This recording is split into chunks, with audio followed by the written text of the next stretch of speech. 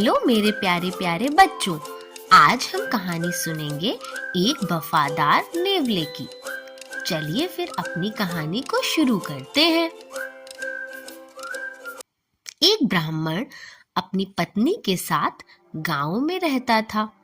उनका एक पुत्र था जिसे वे दोनों बेहद चाहते थे।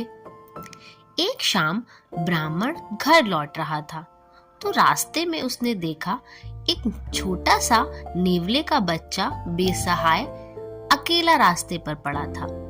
उसे उस नेवले पर दया आ गई और वह ब्राह्मण उस छोटे से नेवले के बच्चे को घर ले आया। घर आकर उसने अपनी पत्नी से कहा कि नन्हा नेवला उसके बेटे का पालतू बन जाएगा। बच्चा व नेवला दोनों ही बड़े होने लगे। धीरे धीरे पति पत्नी नेवले को भी अपने पुत्र की तरह चाहने लगे। एक दिन ब्राह्मण की पत्नी बाजार जाना चाहती थी। उसने बच्चे को दूध पिलाया और बिस्तर पर सुला दिया। जाने से पहले उसने पति से कहा, मैं बाजार जा रही हूँ, बच्चा सो रहा है, उसका ध्यान रखना। मैं बच्चे के साथ नेवले को अकेला नहीं छोड़ सकती। ब्राह्मण बोला, चिंता मत करो, हमारा पालतू नेवला भी बच्चे की ही तरह प्यारा है। ब्राह्मण की पत्नी बाजार चली जाती है। ब्राह्मण को कोई काम नहीं था, इसलिए वह थोड़ी देर टहलने बाहर निकल जाता है। कुछ देर बाद उसकी पत्नी राशन का सामान लेकर घर आई। उसने देखा कि नेवला घर के बाहर बैठा था, जैसे उसी के इंतजार में हो।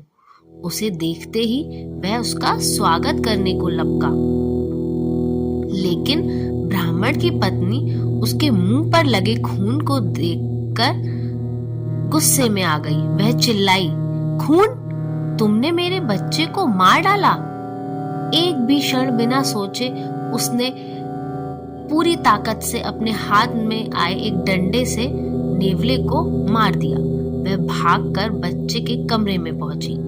उसने देखा कि बच्चा तो बिस्तर पे आराम से सो रहा था। पालने के नीचे उसने लहूलुहान सांप देखा जो मरा पड़ा था। अब उसे एहसास हुआ कि वहां क्या हुआ था। वह कमरे से बाहर भागी ताकि नेवले को देख सके। वह रोने लगी, तुमने सांप को मारकर मेरे बच्चे को बचाया। उसे अपने पर पछतावा था, लेकिन तब तक बहुत देर हो चुकी थी क्योंकि नेवला मर चुका था। इसी दौरान ब्राह्मण भी वहां आ गया। उसने देखा कि दरवाजे के बाहर नेवला मरा पड़ा हुआ था।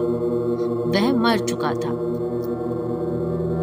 और ब्राह्मण और उसकी पत्नी पश्चाताप से बहुत रो रो कर बिलखने लगते हैं और उन्हें ये एहसास होता है कि उन्होंने बहुत बड़ी गलती कर दी।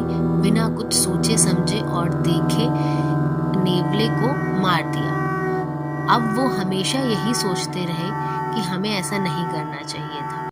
तो मेरे प्यारे बच्चों, हमने भी इस कहानी से यही सीखा कि हमें कोई भी काम बिना सोचे समझे या जल्दबाजी में नहीं करना चाहिए।